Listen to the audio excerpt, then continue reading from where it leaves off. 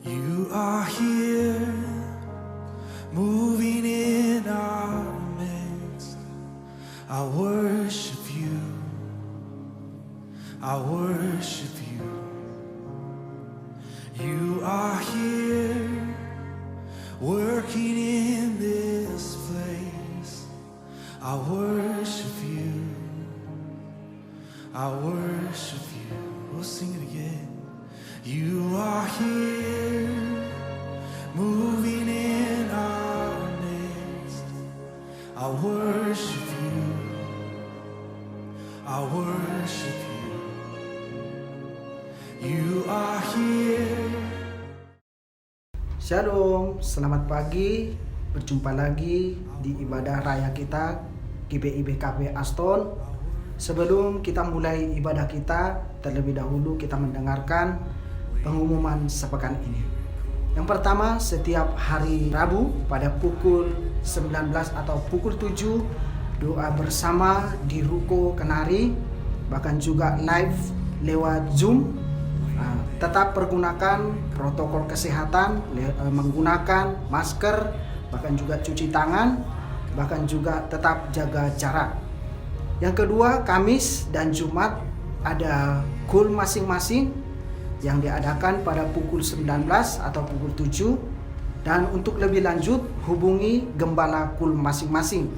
Dan juga Sabtu kembali lagi doa fajar pada pukul 5 lewat via Zoom.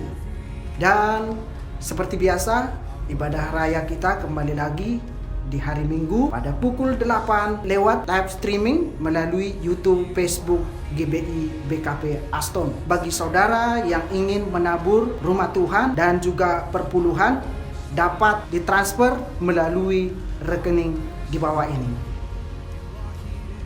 Sekian dan terima kasih. Tuhan Yesus memberkati.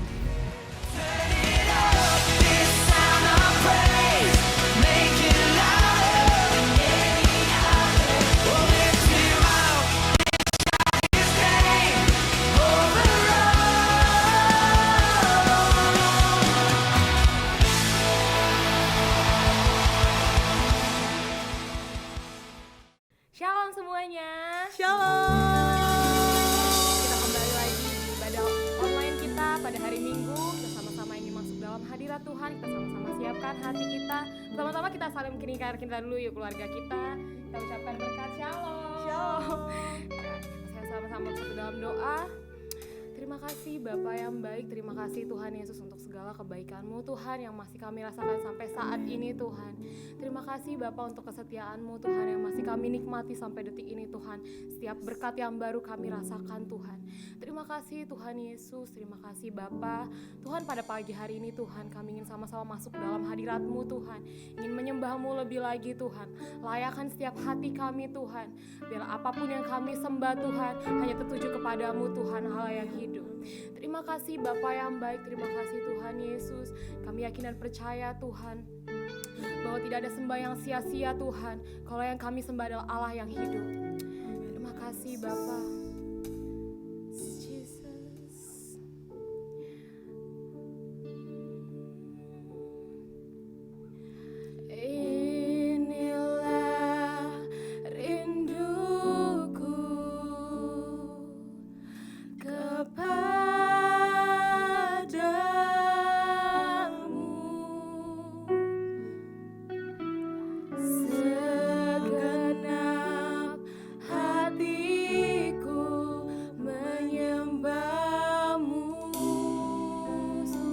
Kami Tuhan hanya memuji-Mu.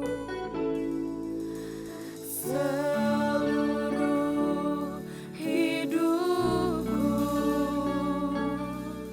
memuji-Mu.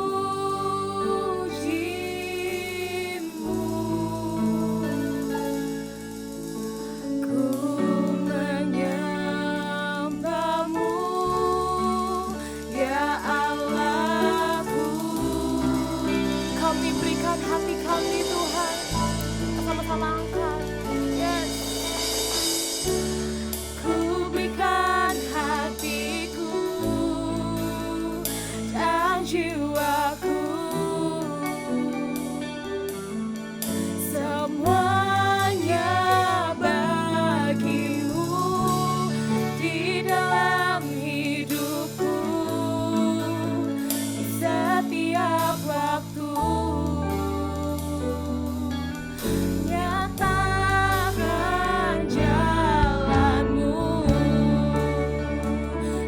lagu ini dari awal saudara. Ini rindu kami Tuhan. Inilah rinduku kepadamu,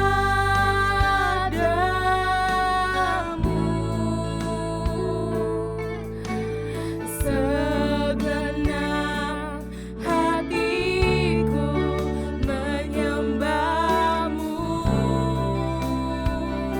seluruh hidup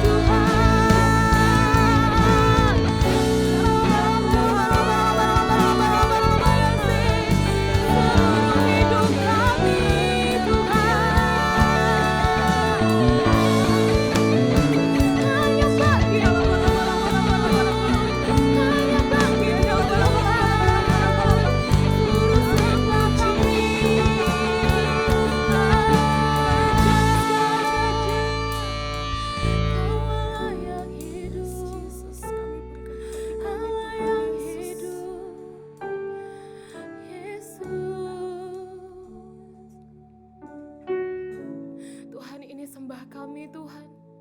Walaupun kami tidak berpuisi Tuhan dengan indah Tuhan, tapi kami naikkan setiap sembah kami hanya tertuju kepadamu Tuhan. Walaupun suara kami tidak seindah Tuhan, tapi kami yakin dan percaya Tuhan, Engkau menyelidiki hati kami Tuhan. Pada pagi hari ini Engkau melihat setiap hati kami Tuhan. Kau hanya membutuhkan hati kami Tuhan. Kau tidak membutuhkan harta kami Tuhan. Kau tidak melihat rupa kami Tuhan.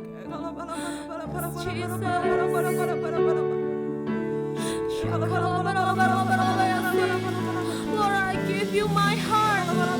I give you my soul.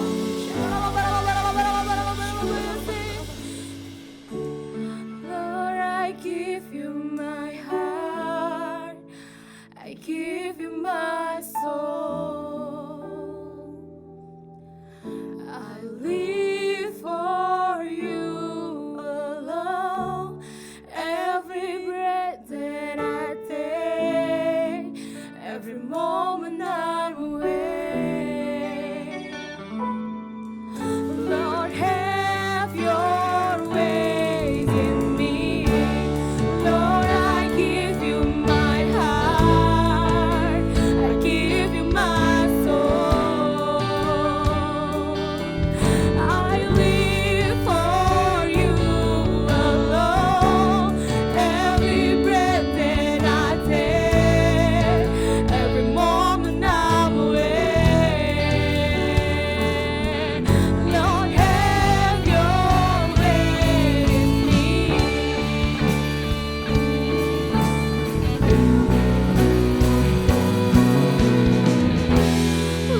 I give you my heart. I give you my soul. I live for you alone. Every breath that I take, every moment I'm awake. Lord, have your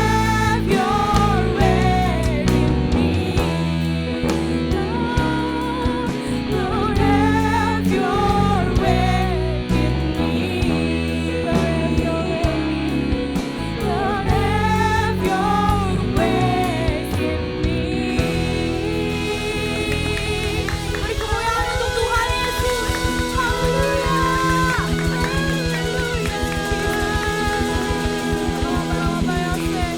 Saudara, aku merasakan hadirat-Mu Tuhan pada pagi hari ini Tuhan. Tiba saatnya Tuhan, kami akan bersorak-sorai Tuhan, melompat bagimu Tuhan. Yang siap untuk memuji nama Tuhan, mari kita sama-sama katakan amin.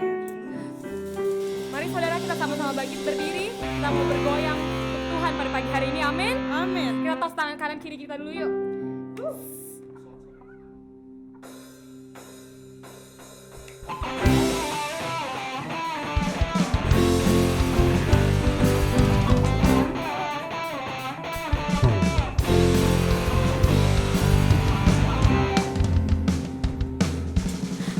Bersorak-sorai, muliakan namanya. Dia berperang ganti kita.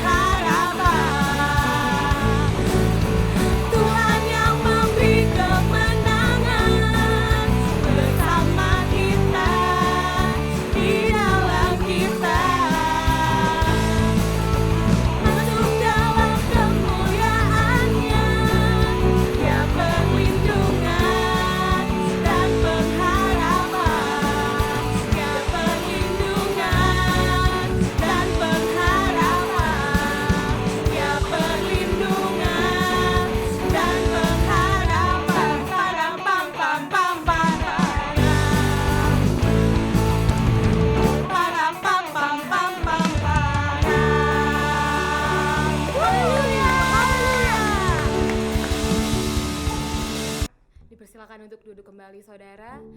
Pada pagi hari ini kita akan mendengarkan firman Tuhan. Kita sama-sama siapkan hati kita untuk mendengarkan pesan Tuhan pada pagi hari ini.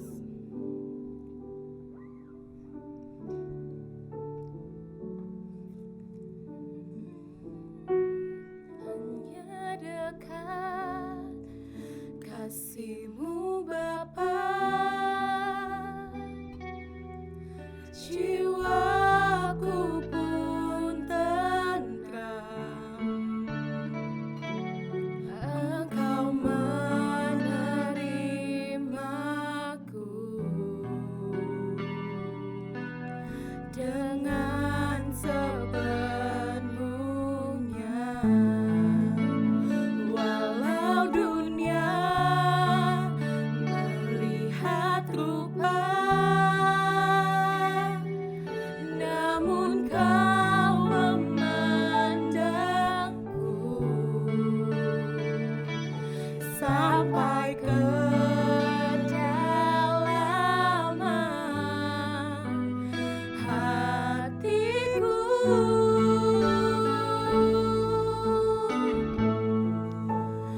Tuhan, inilah yang ku tahu, Kau mengenal hatiku jauh melebihi semua yang terdekat sekalipun. Tuhan, inilah yang ku mau, Kau menggugah hatiku supaya kehidupan memancar senantiasa.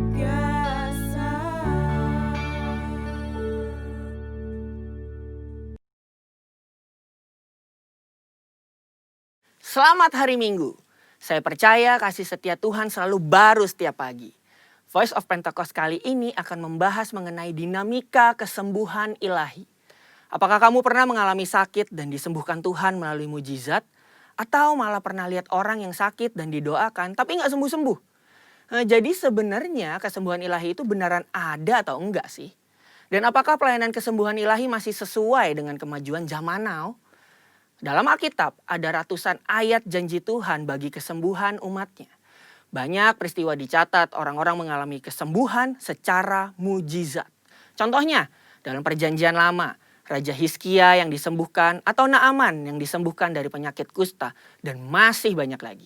Perjanjian baru juga mencatat ada begitu banyak peristiwa mujizat kesembuhan ilahi baik melalui pelayanan Tuhan Yesus maupun melalui pelayanan para rasul.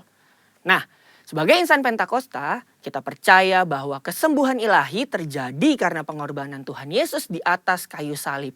Kita percaya bahwa mujizat tetap terjadi sampai sekarang karena Allah masih terus melakukan perbuatannya yang ajaib yang melampaui kemampuan manusia dan hukum alam. Yang harus kita pahami sebagai insan Pentakosta adalah bahwa pengajaran Injil harus berpusat kepada Yesus yang adalah juru selamat kita, penyembuh yang membaptis dengan Roh Kudus, yang menguduskan kita, dan Raja yang akan datang kembali. Jadi, pelayanan kesembuhan ilahi tidak terpisahkan dalam pemberitaan Injil, karena Tuhan Yesus adalah Sang Penyembuh. Pelayanan kesembuhan ilahi ini bisa melalui doa dari hamba Tuhan, maupun doa pribadi si penderita penyakit itu sendiri. Tempatnya bisa di mana aja, bisa dari KKR, ibadah onsite, ibadah online, atau bahkan dari rumah loh. Ada dua hal yang akan kita bahas terkait dinamika pelayanan kesembuhan ilahi ini. Yang pertama, apakah semua orang sakit yang didoakan pasti mengalami kesembuhan? Kalau janji Tuhan sih, ya dan amin. Tuhan Yesus sudah mati di kayu salib untuk kesembuhan kita.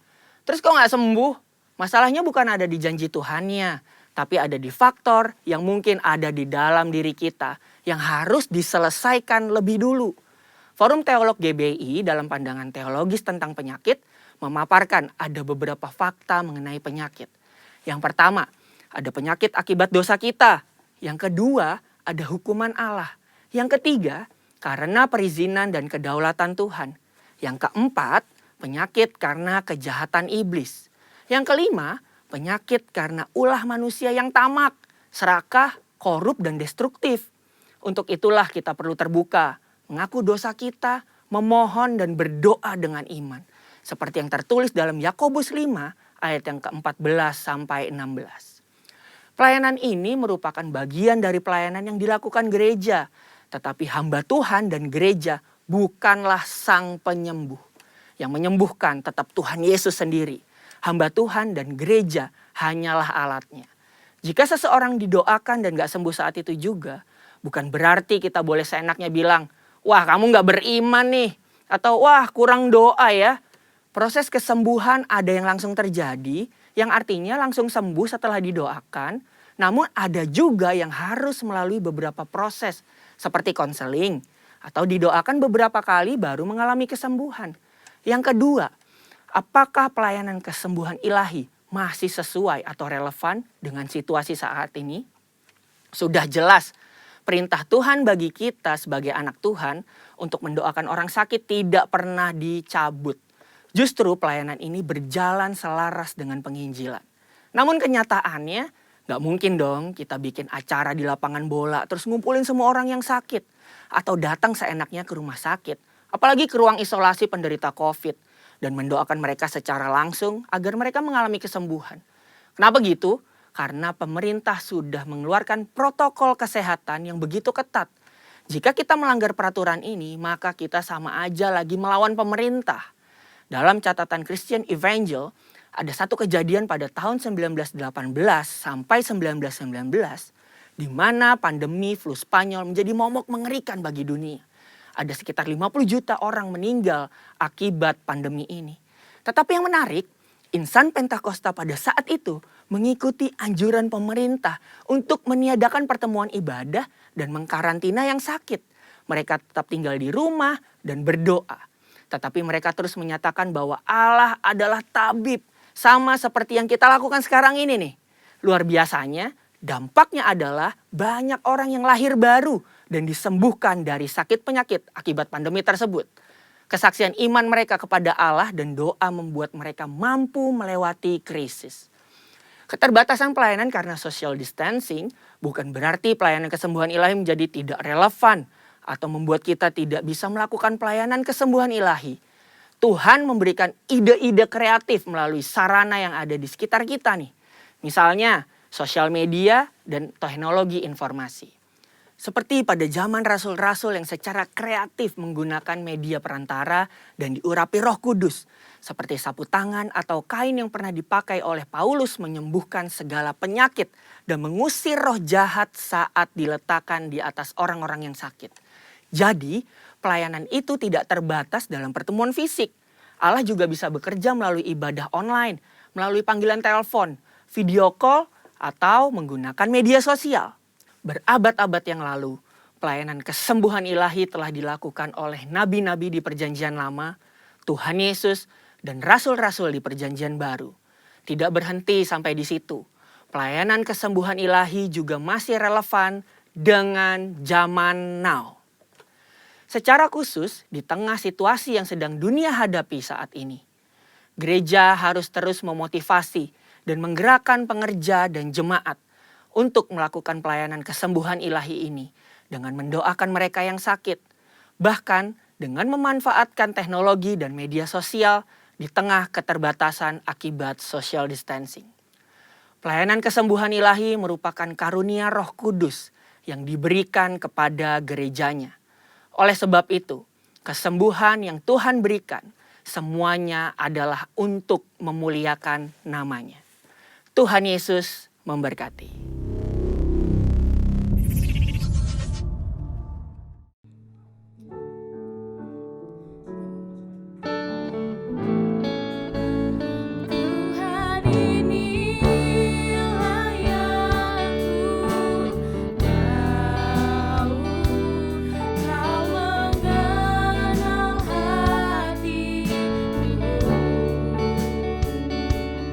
Jauh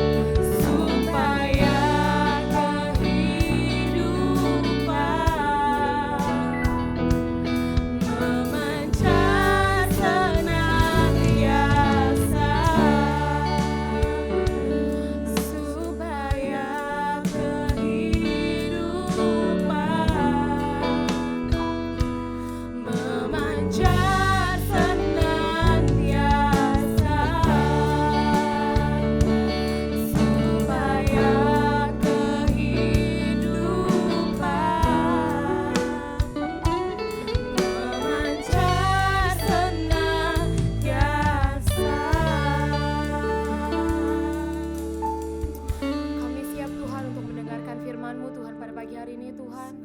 Ajarkan kami Tuhan memiliki telinga seperti seorang murid Tuhan yang mau dengar-dengaran akan firman-Mu Tuhan. Yang siap untuk mendengarkan firman Tuhan. Mari sama-sama kita katakan amin. Amin.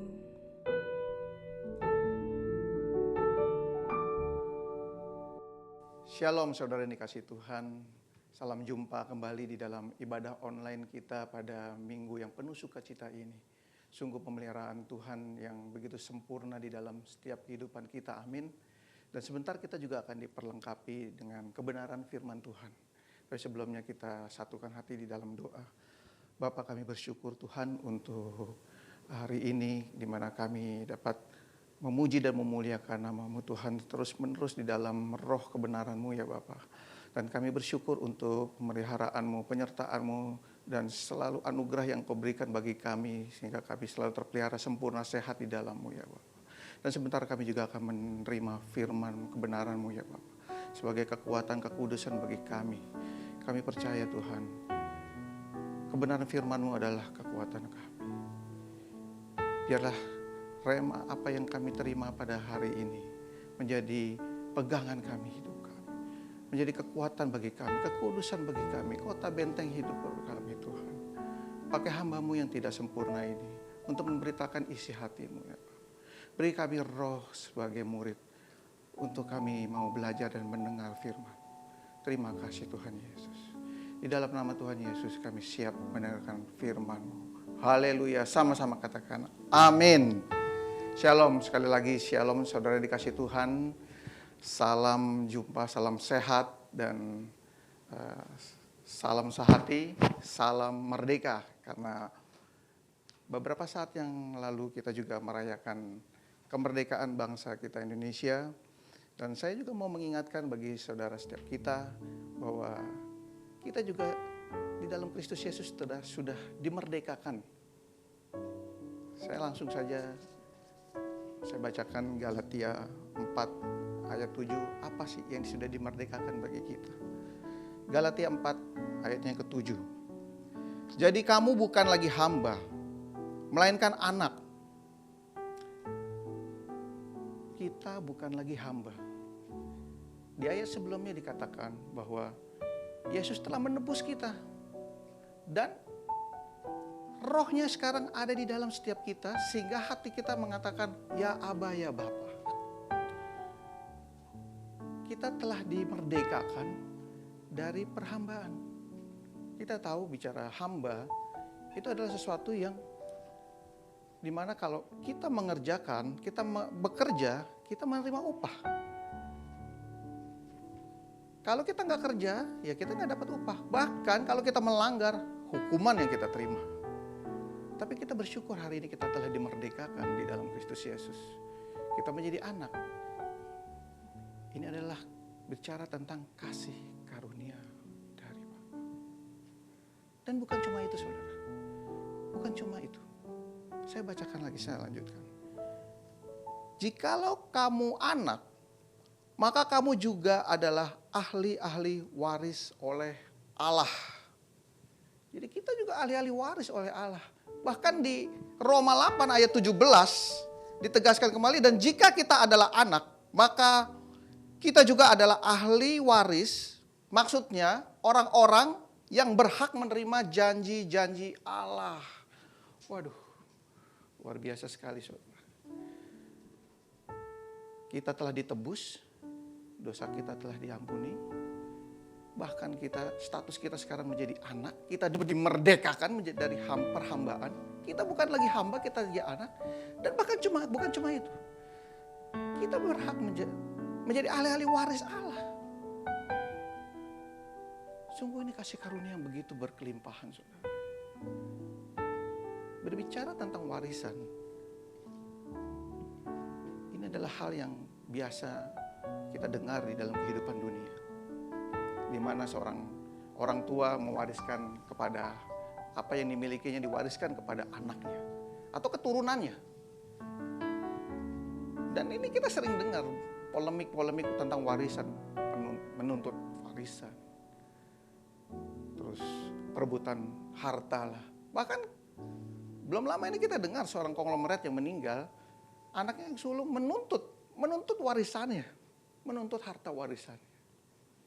Saudara kekasih Tuhan, hari ini saya akan mengajak saudara untuk kita sama-sama merenungkan apa sih yang dimaksud kita sebagai ahli-ahli waris Allah.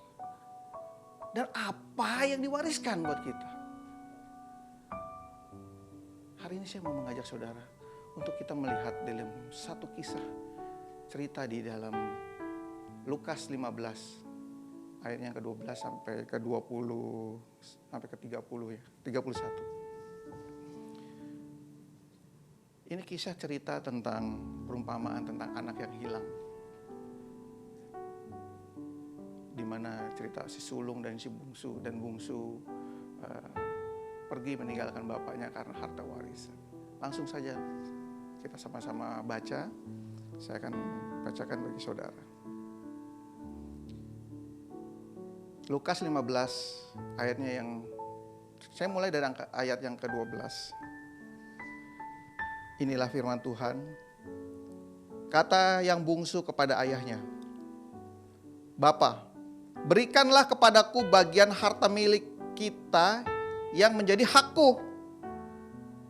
Lalu ayahnya membagi-bagikan harta kekayaan itu di antara mereka. Jadi perhatikan, si bungsu menuntut haknya, hak dia sebagai anak, sebagai ahli waris, menuntut haknya. Kemudian bapaknya membagikan. Jadi yang menuntut, si bungsu menuntut diberikan, yang sulung juga diberikan. Ya. Kemudian ayat 13, beberapa hari kemudian anak bungsu ini menjual seluruh bagiannya itu, lalu pergi ke negeri yang jauh. Di sana ia memboroskan harta miliknya itu dengan hidup berfoya-foya. Setelah dihabiskan semuanya, timbullah bencana kelaparan di negeri itu. Dan ia pun mulai melarat. Lalu ia pergi dan bekerja pada seorang majikan di negeri itu. Orang itu menyuruhnya ke ladang untuk menjaga babinya. Wow. Jadi dari seorang anak yang bapaknya kaya raya, dia minta haknya, dia minta hak warisnya itu. Hartanya dia ambil, di bagiannya dia minta, dia foya-foyakan. Kemudian ketika hartanya habis dan timbul bencana kelaparan, dia pergi ke majikan-majikan lain. Saudara kekasih Tuhan, ini adalah gambaran dari orang percaya di luar sana, yang fokusnya hanya pada janji-janji. Pada janji-janji yang Bapa janjikan seperti tadi ya. Maksudnya orang-orang yang berhak menerima janji-janji Allah. Jadi banyak orang di luar sana yang fokusnya pada janji-janji Allah. Apa sih janji-janji Allah itu? Ya, penebusan. Dibebaskan dari segala dosa. Kasihnya, kuasanya, mukjizatnya, bahkan keselamatan, hidup kekal. Ya, itu benar. Tetapi ketika orang percaya fokusnya hanya kepada janji-janji itu, yang terjadi adalah apa? Yang terjadi adalah pertama, mereka pasti menuntut. Seperti gambaran si bungsu ini. Meminta bagiannya, kemudian ketika sudah habis, pergi ke majikan lain. Ini gambaran seperti orang percaya yang mereka berdoa meminta mukjizat, minta kesembuhan, minta berkat, janji-janji Allah. Tetapi ketika itu belum terlaksana, belum terjadi di dalam hidupnya, seringkali orang percaya pergi ke tuan-tuan yang lain. Kenapa itu bisa terjadi? Karena mereka fokusnya hanya pada janji-janji Allah. Karena dia merasa dia adalah anak. Dia sudah berdoa. Bahkan ada ayat yang katakan bahwa ketika kamu meminta, maka engkau akan menerimanya. Saudara kekasih Tuhan, gambaran si bungsu ini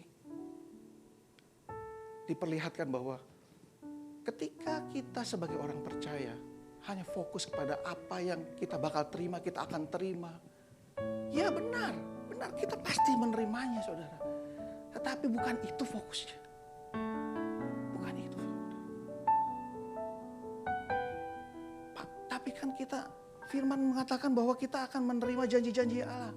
Ya saya setuju. Saya setuju. Benar. Tapi ketika kita fokusnya hanya kepada apa yang kita mau terima, berkat yang mau terima, mukjizat yang kita mau terima. Dan ketika itu belum terjadi dengan maksud-maksud Allah dan itu belum terjadi. Banyak di antara orang percaya di luar sana. Saya percaya bukannya di sini, bukannya di GBI BKP Aston. Orang yang percaya di luar sana, mereka kecewa. Mana janji Bapa? Mana katanya anak akan dibantu, ditolong, diberi keselamatan, mana? Buktinya masih aja hidup dalam kesusahan. Bahkan krisis di depan mata. Bahkan sakit penyakit masih ada di depan mata. Akhirnya apa yang terjadi seperti si bungsu ini, gambaran si bungsu. Mereka pergi ke tuan yang lain, ke majikan yang lain. Padahal di sini ada gambaran bahwa walaupun si bungsu ini pergi bekerja ke majikan yang lain, apa yang didapat? Tetap si bungsu ini kelaparan. Saya bacakan, saya lanjutkan. Setelah dihabiskan semuanya, timbul bencana, lalu ia pergi ke majikan negeri lain. Terus orang itu menyuruhnya ke ladang untuk menjaga babi. Lalu ia ingin mengisi perutnya dengan ampas yang menjadi makanan babi itu, tetapi tidak seorang pun memberikan kepadanya. Lihat, ketika si bungsu pergi ke majikan yang lain, tuan yang lain, tetap tidak bisa memberkati kehidupannya. Tetap tidak bisa memberkati kehidupannya. Tapi bersyukur di dalam cerita ini, si bungsu menyadari kesalahan. Si bungsu menyadari kesalahannya dan dia mau datang kembali. Di ayat 18, aku akan bangkit dan pergi kepada Bapakku dan berkata kepadanya, Bapa, aku telah berdosa terhadap surga dan terhadap Bapa. Dan ayat 19-nya, aku tidak layak lagi disebut anak Bapa, jadikanlah aku sebagai salah seorang upahan Bapa. Jadi dia merasa berdosa, kemudian dia mau datang lagi ke bapaknya, tetapi bukan sebagai anak, tetapi sebagai hamba dari bapaknya. Saudara kasih Tuhan, ini yang sering sekali dilakukan oleh si jahat. Ketika orang percaya di dalam situasi melakukan suatu dosa, dalam pergumulan dosa, si jahat mulai merasuki, mengatakan bahwa engkau tidak layak jadi anak. Engkau tidak layak menjadi anak dalam arti tidak layak menerima kasih karunia kembali. Engkau hanya sebagai hamba, kembali lagi menjadi hamba yang tidak merdeka, yang tadi saya katakan dari awal. Menjadi orang yang dibelenggu lagi oleh aturan-aturan, oleh dosa. Dan itu yang dimau si jahat. Supaya kita tidak memiliki hak kita hilang. Hak kita sebagai anak itu hilang. Ini adalah gambaran itu terus. Padahal Bapa itu penuh kasih. Saya lanjutkan ayatnya di ayat 21. Maka bangkitlah ia dan pergi kepada bapaknya. Ketika ia masih jauh, si bungsu masih jauh, ayahnya telah melihatnya, lalu tergeraklah hatinya oleh belas kasihan. Ayahnya itu berlari mendapatkan dia, lalu merangkul dan mencium dia. Saudara, ini gambaran Bapa kita di surga. Ya. Ketika kita mengalami suatu dosa, pastilah kita ada jauh di dalam Tuhan. Tapi ketika kita datang kembali dalam pertobatan yang utuh, firman Tuhan mengatakan, dari jauh Bapa sudah melihat. Dari jauh Bapa sudah, bahkan dia berlari mengejarmu. Karena dia begitu mencintai anak-anaknya. Dia tidak mau ada satu anaknya yang terhilang, saudara. bahkan di cerita ini di statusnya dikembalikan. Saya bacakan kembali. Kata naik itu kepadanya, Bapa, aku telah berdosa terhadap sorga dan terhadap Bapa. Aku tidak layak lagi disebut anak Bapa. Sekali lagi saya katakan, ini si jahat yang ngomong. Supaya kita tidak lagi berhak menjadi anak. Tetapi Bapa kita yang di surga baik akan mengembalikan, tetap memberikan kasih karunia-Nya. Saya bacakan ayat kedua-dua. Tetapi ayah itu berkata kepada hamba-hambanya, lekaslah bawa kemari jubah yang terbaik, pakaikanlah itu kepadanya, dan kenakanlah cincin pada jarinya, dan sepatu pada kakinya. Dan ambillah anak lembu tambun itu, sembelihlah dia, dan marilah kita makan dan bersuka cita. Yes. Ini gambaran Bapa kita yang penuh kasih. Ketika kita datang dalam pertobatan, Dia yang akan merangkul kita. Dia akan mengembalikan status kita sebagai anak. Bahkan Dia memberkati kehidupan kita. Dia tidak mau kita jadi hamba. Karena Dia tahu. Roh Tuhan Yesus yang ada di dalam setiap kita. Itu yang menjadikan kita anak-anak yang dikasihi. Karena hanya melalui jadi anaklah kita dapat menjadi diselamatkan. Saudara bisa paham sampai sini. Dan di cerita selanjutnya, apa yang terjadi dengan si sulung kita sudah tahu. Saudara sering ya mendengar cerita ini. Si sulung marah. Marah, kecewa sama bapaknya. Di ayat 28, maka marahlah anak sulung itu dan ia tidak mau masuk. Jadi marah, kenapa?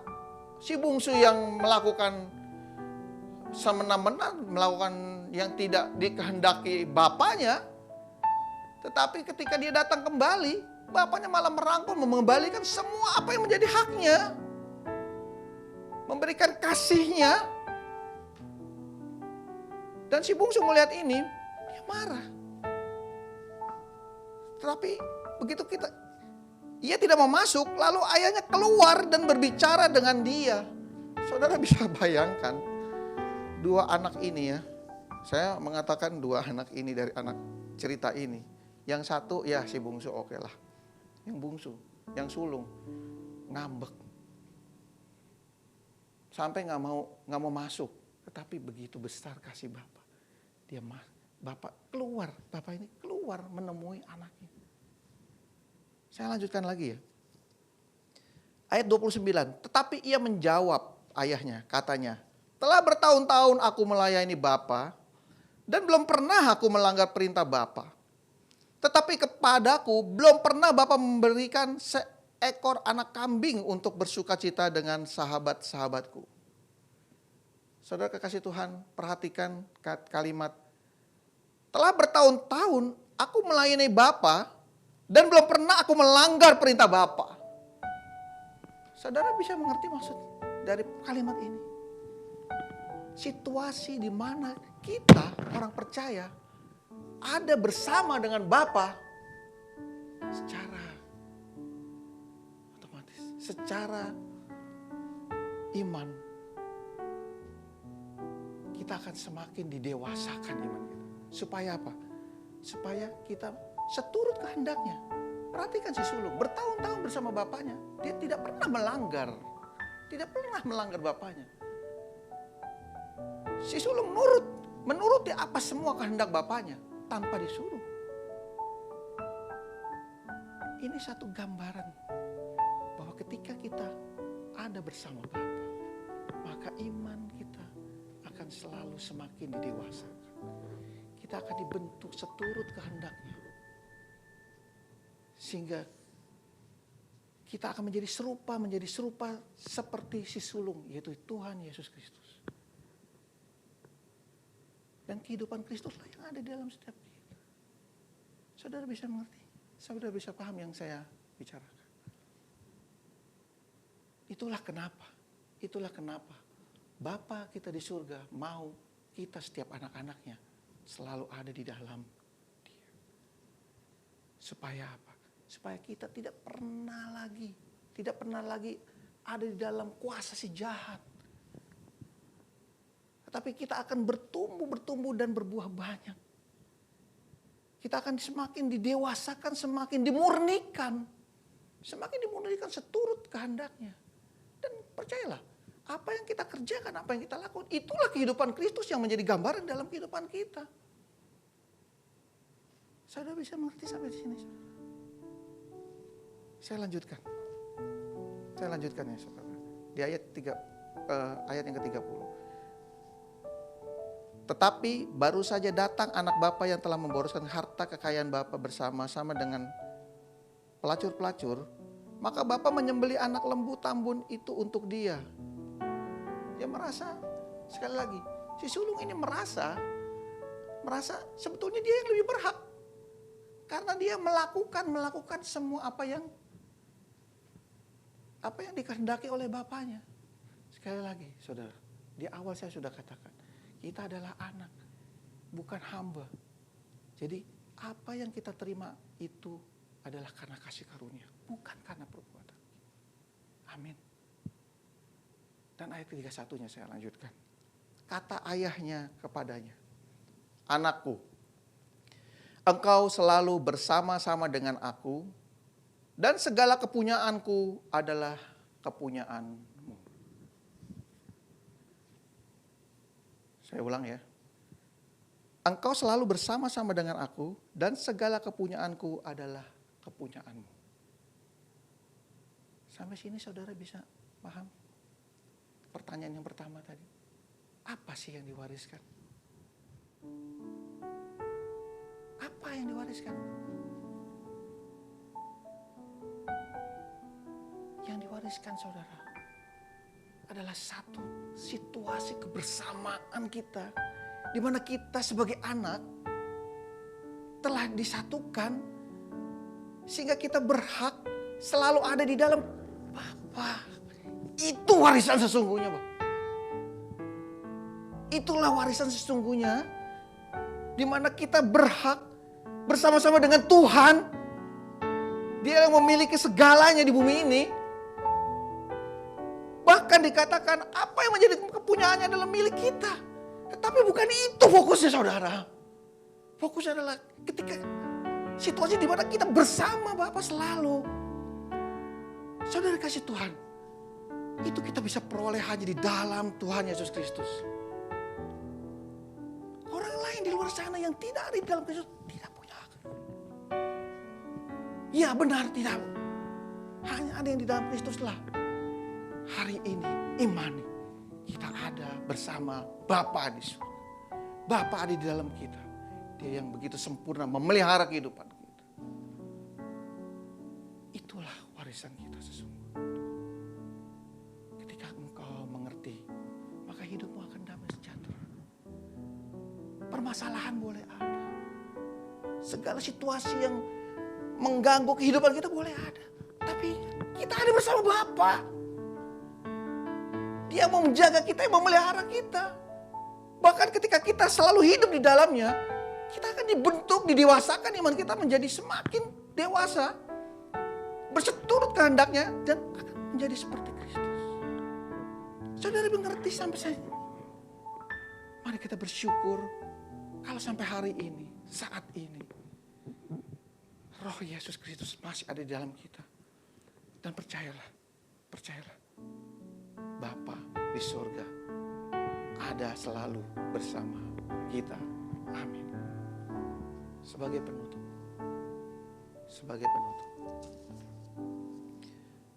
Saya akan bacakan Efesus 2 ayatnya yang ke-1 sampai 2. Setelah itu kita naikkan satu pujian. Efesus 5 ayatnya yang pertama sampai kedua. Inilah firman Tuhan. Sebab itu, jadilah penurut-penurut Allah. Seperti anak-anak yang kekasih. Dan hiduplah di dalam kasih. Sebagaimana Kristus Yesus juga telah mengasihi kamu. Dan telah menyerahkan dirinya untuk kita sebagai persembahan dan korban yang harum bagi Allah. Haleluya. Saudara kekasih Tuhan. Hari ini kita mengerti kebersamaan kita di dalam Tuhan Yesus Kristus menjadikan kita anak, dan menjadikan kita ahli waris, yaitu kebersamaan kita selalu sampai akhir bersama Bapa kita di surga. Diberkatilah saudara, jadilah sehat, jadilah anak-anak terang, anak-anak hebat. Mari kita beri kemuliaan buat Tuhan Yesus. Kita naikkan satu pujian. Bersamamu Bapa. Saya mengajak Bapak Ibu yang di rumah, mari suami gandeng istri, istri gandeng suami, pegang gandeng anak-anak. Karena apa? Karena kita sudah ada di dalam Tuhan Yesus Kristus. Kita ada bersama Bapa. Mari kita sama-sama nyanyikan.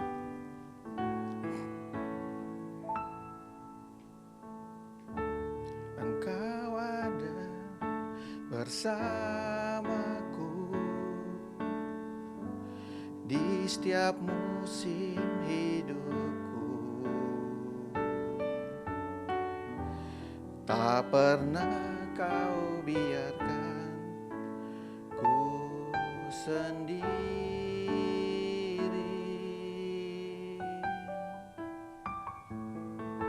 Kekuatan di jiwaku adalah bersamamu. Tak pernah ku ragukan kasih-Mu. Sama-sama kita katakan, bersamamu Bapa. Bersamamu Bapa, ku lewati semua perkenananmu ya. Teguhkan hatiku, Engkau yang bertindak, memberi pertolongan. Anugerah-Mu besar melimpah bagiku. Jadi saudara, hari ini saya mau mengingatkan kembali dalam firman Tuhan bahwa kita yang sudah ada di dalam Yesus Kristus adalah anak-anak Tuhan. Kalau si jahat saja tahu memberikan yang terbaik buat anak-anaknya, apalagi Bapamu yang di surga. Biarlah ini menjadi satu sukacita kabar buat saudara yang di rumah, supaya engkau mengerti Bapa mau hidup kita damai sejahtera. Bapa mau hidup kita di dalam kasih-Nya. Bapa mau hidup kita teratur, sehat, dan selalu di dalam berkat-Nya. Dan ada satu keberadaan di mana Dia ada selalu bersama kita. Bersyukurlah saudara.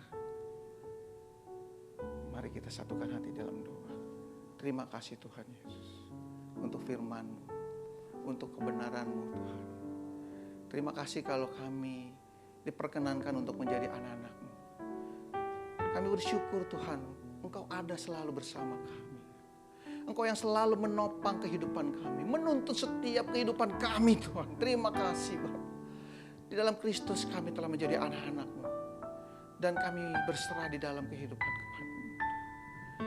Kami mau berserah kepada-Mu ya. Kami mau hanya mengandalkan kepada-Mu ya Bapak.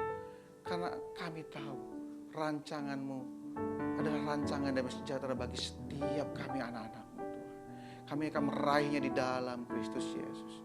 Terima kasih Bapak. Di dalam tangan-Mu kami berserah di dalam, menyerahkan segala kehidupan kami dan anak-anak kami, keturunan kami, keluarga kami, sanak saudara kami. Biar kiranya Tuhan, penyertaan-Mu, kebersamaan bersama-Mu senantiasa kami peroleh sampai selama-lamanya. Haleluya. Mari sama-sama kita katakan amin. Puji Tuhan, kita sudah diberkati oleh kebenaran firman Tuhan hari ini, dan saya percaya setiap kita yang telah mendengar dan menerima kebenaran firman Tuhan pagi hari ini, kita pastikan agar supaya kita melakukannya dalam kehidupan kita, maka di sanalah kita boleh melihat bagaimana penyertaan Tuhan, dan orang lain boleh melihat ada Kristus dalam kehidupan setiap kita. Mari saudaraku, jemaat yang Tuhan kasih, mari kita akan akhiri ibadah kita hari ini. Mari kita sama-sama bangkit dan berdiri, kita naikkan pujian, dan kemudian kita tutup dengan doa Bapa kami dan berkat. Kiranya Engkau memberkati aku berlimpah-limpah dan memperluas daerahku, dan kiranya tanganku menyertai aku dan melindungi aku daripada malapetaka, sehingga kesakitan tidak menimpa aku, sehingga kesakitan tidak menimpa aku.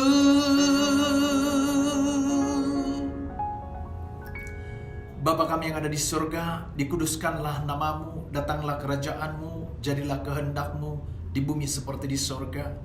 Berikanlah kami pada hari ini makanan kami yang secukupnya, dan ampunilah kami akan kesalahan kami, seperti kami juga mengampuni orang yang bersalah pada kami. Dan janganlah membawa kami ke dalam pencobaan, tetapi lepaskanlah kami daripada yang jahat, karena Engkaulah yang mempunyai kerajaan dan kuasa dan kemuliaan sampai selama-lamanya. Kasih dan anugerah yang berlimpah-limpah dari Allah Bapa di dalam sorga, di dalam Putra yang tunggal Tuhan kita Yesus Kristus, persekutuan yang indah yang manis dengan Roh Kudus yang terus menyertai saudara mulai dari pagi hari ini sampai Maranatha, hidup kekal selama-lamanya. Yang selalu percaya, mari sama-sama katakan amin. Sampai berjumpa di dalam ibadah kita minggu ke depan. Tuhan Yesus memberkati kita.